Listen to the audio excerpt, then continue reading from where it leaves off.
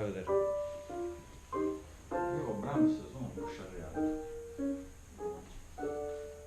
No, ma è chiaro, ma era...